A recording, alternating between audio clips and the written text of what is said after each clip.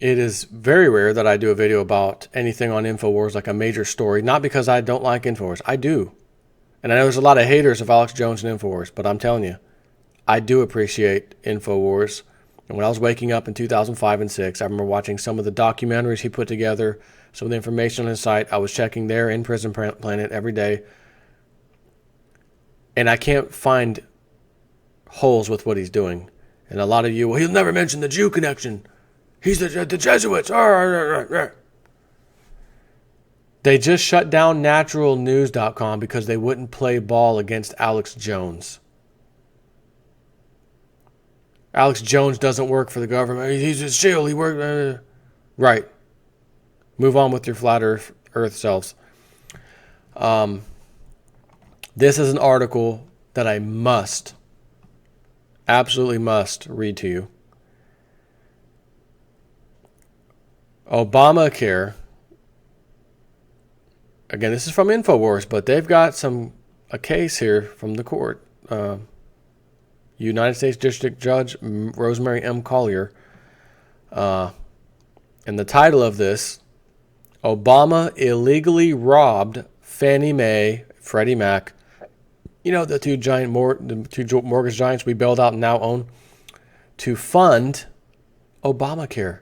It was apparently Obamacare was failing so bad, and I already knew it was because I was doing the videos on it every chance I got, but it was worse than what I thought it was, simply because I'm looking at data and numbers, but I don't get to look at numbers that say not only is it terrible, it's downward spiral, it's going to be finished in the near future, but they're robbing Peter to pay Paul to keep it where it's at in its current downward spiral. Well, that makes it a whole lot worse. Obama diverted money from low-income housing to keep Obamacare alive, says InfoWars. Will this be the final nail in the coffin for the Affordable Care Act, commonly known as Obamacare? Federal court litigation provides evidence the Obama administration illegally diverted taxpayer funds that had not been appropriated by Congress in an unconstitutional scheme to keep Obamacare from imploding. In 2016, a U.S. district judge, that is, caught the Obama administration's Health and Human Services Department acting unconstitutionally and therefore put an end to the illegal diversion of taxpayer funds, but the Obama administration didn't stop there. And he lists a little piece here about the conclusion that the court made, dated May 12, 2016. Will grant summary judgment, etc.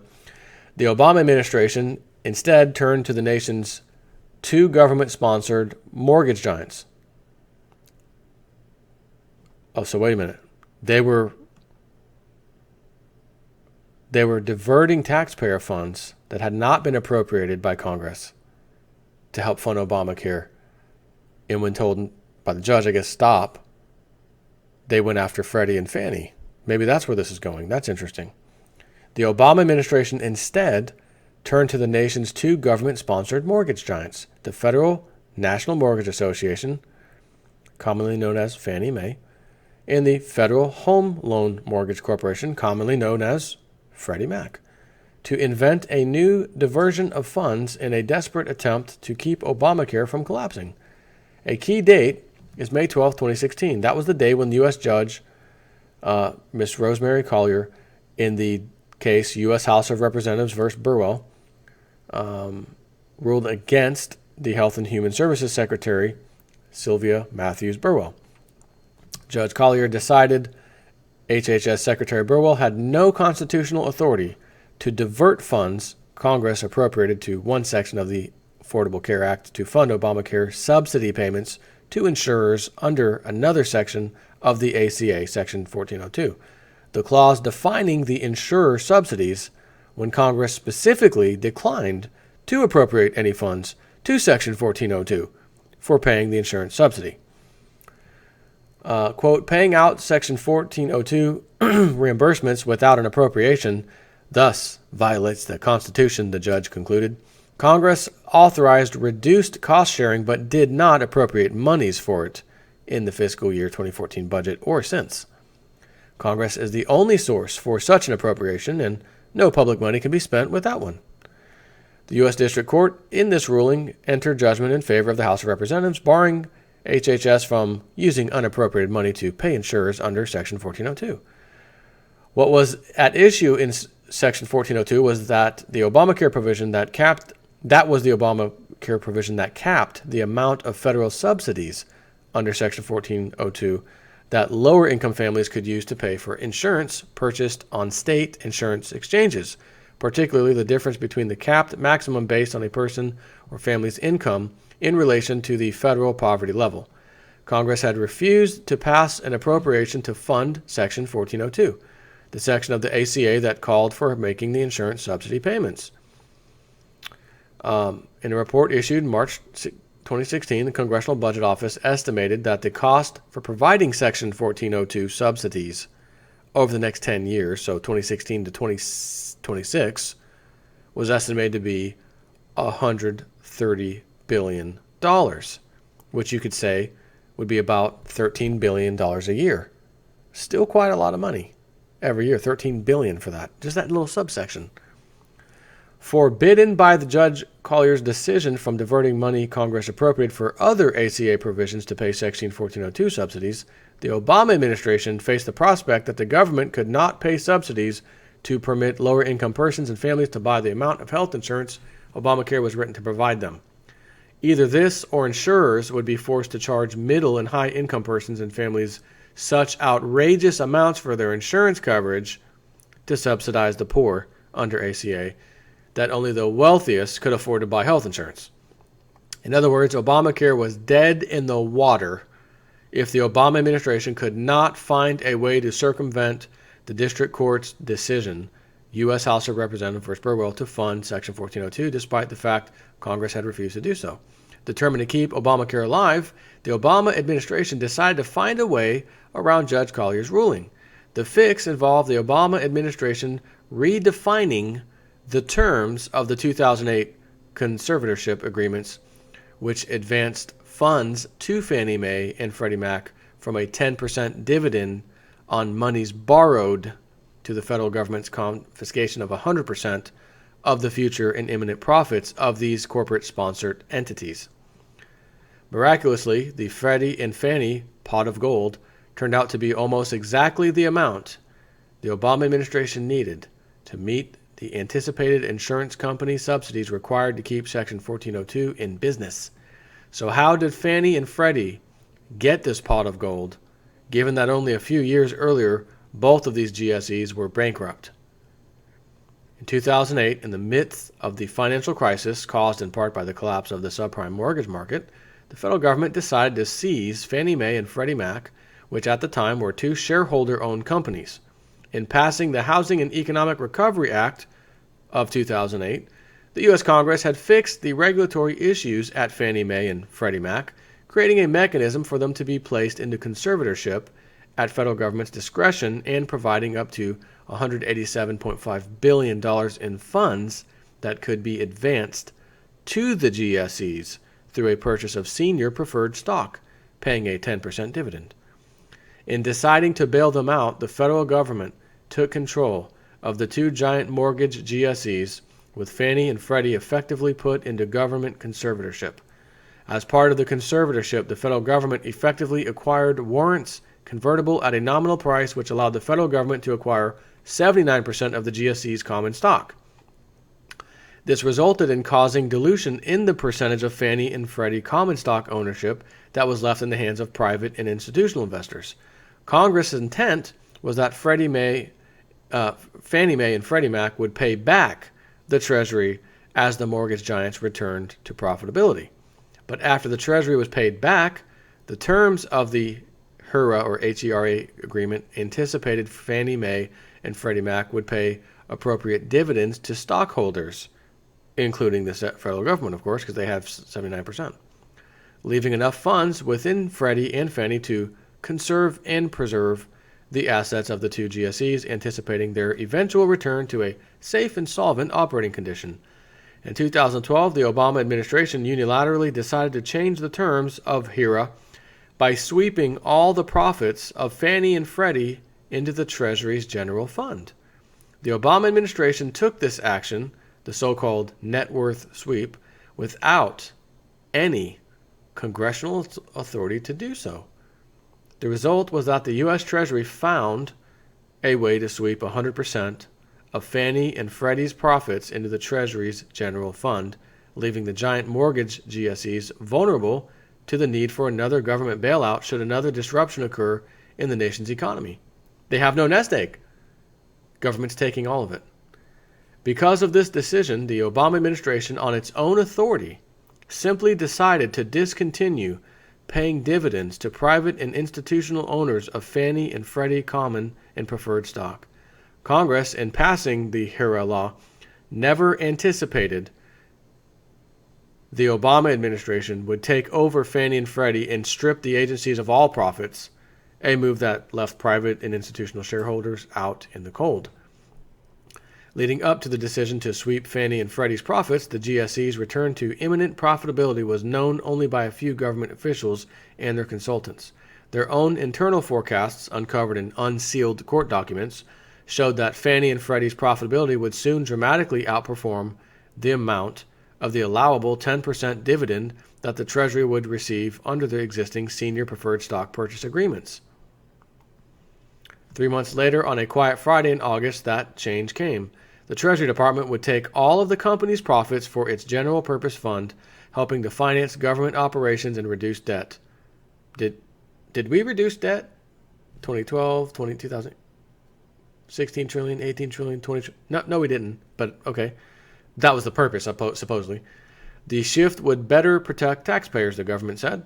The decision to sweep into the Treasury all of the company's profits, which by now have far exceeded the amount of the total bailout and dividends owed, has attracted legal challenges from institutional investors and speculators in Fannie and Freddie. Originally set up by the federal government to make homeownership feasible in good times and bad, Freddie and Fannie were private companies with an implicit government guarantee. On August 17, 2012, these same officials and consultants succeeded in engineering with the Federal Housing Financial Agency and the Department of Treasury an amendment to the senior preferred stock purchase agreements that allowed the U.S. Treasury to grab all Fannie and Freddie profits, regardless how large Fannie and Freddie's earnings might be. Between 2012, when the Obama administration began its policy of confiscating all Freddie and Fannie's profits, and now, so between then and now, Fannie and Freddie have paid the U.S. Treasury General Fund more than $240 billion in dividends. Fannie and Freddie have been pouring money into the U.S. Treasury, which has received more than $240 billion in dividends from them since 2012. That prompted lawsuits by a number of investors who challenged a change in the terms of the bailout that reserved all profits for the government. In February 2017, an appeals court mostly upheld a lower court judge's 2014 decision to dismiss one of the shareholders' cases against the government. The new decision could be appealed. The point is that after May 12, 2016, when U.S. District Judge Rosemary Collyer ruled that HHS had to stop diverting ACA funds to pay Obamacare subsidies, the Obama administration realized that HHS somehow had to fund the estimated $130 billion the HHS would need in unappropriated monies to pay health insurers the ACA subsidies required to keep Obamacare alive in fiscal year 2013. Plaintiffs litigating against the Obama administration's confiscation of Freddie and Fannie earnings have challenged in court whether the Obama administration's decision to amend the preferred stock purchase agreement in August 2012 and sweep GSE profits of $130 billion in 2013 was an attempt to circumvent Congress on the single most important policy priority of the White House. The timing was particularly interesting, given that September 2012 marked the beginning of the sequestration discussions. Government documents leave little doubt profits from Fannie and Freddie confiscated by the U.S. Treasury have been used by the Obama administration to pay Obamacare subsidies and other items not appropriated by Congress. In complete and illegal circumvention of the district court's ruling and the Constitution's determination that only the Congress shall have the power to tax and spend. For instance, Chapter 3 of the Congressional Budget Office publication, The Budget and Economic Outlook 2015 to 2025, notes on page 63 that the major contributors to mandatory U.S. government spending include outlays for Medicaid, subsidies for health insurance purchases through exchanges, and the government's transactions with Fannie Mae and Freddie Mac. Why Fannie and Freddie are specified in this context when Fannie and Freddie have had sufficient earnings to operate without government subsidies since 2008 is made clear a few pages later. On page 65 in table 3-2, the CBO report notes, mandatory outlays projected in CBO's baseline from Fannie Mae and Freddie Mac for 2014 is negative $74 billion, and for 2015, negative $26 billion. The figures are negative dollar amounts because instead of paying out to Freddie and Fannie, the U.S. Treasury is collecting from Freddie and Fannie, with the proceeds going into the U.S. Treasury General Fund to pay mandatory outlays, including evidently continued subsidies to insurers as specified by ACA Section 1402. The footnote 14 on page 8 of the CBO report lets the cat out of the bag, noting the Obama administration considers payments from Freddie and Fannie to be outside of the federal government for budgetary purposes, recording cash payments from Freddie and Fannie to the Treasury as federal receipts. The Obama administration evidently considered this all too convenient redefinition of terms, allowed the government to argue the use of Fannie and Freddie profits to pay Obamacare Section 1402 subsidies was not in violation of the district court ruling. Or so they thought. A little bit more to the article, but you got the point. You absolutely got the point. This is so bad. This is the federal government taking a private company's profits and telling them we're only going to take these profits, a certain up to 10%, until we're paid back because we have to bail you out because of this massive housing crisis, which any government would have done, naturally. Not to say that it was right or wrong, any government would have done it, period, to save that whole thing. They did, and it was supposed to be temporary. We'll get you back on your feet, housing will return, everything will be good, you'll pay us back, and then you'll be on your own. They were never let go to go on their own, and then Obama had the definitions, if you will, changed on what really meant what. In mid-stride, we're going to change the terms and conditions, essentially, so that you have to give us all your profits pretty much forever until we feel it's enough. Since we own 79% of the shares of the company, of course. But we got the 79% of the shares because that's what we took in exchange for the bailout. So once they started paying us back, the federal government should have given the shares back, etc. Again, this is the equivalent, not even equivalent, it is the federal government taking a private business and saying, we're taking your profit. You will have just a tiny bit of cash in the bank. And by the way, God help you if we hit another downturn, because you're going to absolutely need another bailout, because we're not leaving you with any nest egg. We're not leaving you with any bonus cash that you could sit on for a number of years. In case a bad day happens, you could weather through it this time on your own without government help. No. We'll bail you out again. We'll bail you out again because we've been taking all your profits. The government is stealing profits from a privately owned company. And I get it. You could say, well, the government took them over. They didn't actually take them over. Didn't actually take them over per se. Again, there's an agreement. We're going to be the mass shareholder. You're going to pay us back for bailing you out. And then you're off to the races again. You're profitable again. Have a nice day. But you got to pay us back. So anything above this certain percentage we take as payment back. And the money was so good, they didn't want to stop. So what does that mean?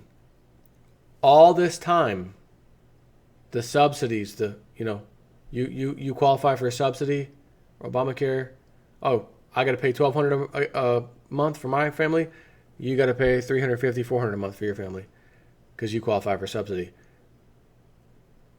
The subsidy is coming from a privately owned company's profits. Now, naturally, the person receiving the subsidy, I don't care. I got to get my health care. It's my health care, and I need it now. Call J.G. Wentworth. No, It's their profits and they need it now. This is transfer of wealth. This is taking from one, handing it to the other. Once again. And now people got used to everybody's approved for health care. No pre-existing conditions. They got a taste of it for the last few years. Now we can't turn that around. They'll think Trump and the Congress and everybody's crazy. Can't turn that around. We've got it. We got to keep it now. And then to find out that the money wasn't there anyways, and Obama had to find a sneaky way to put it there.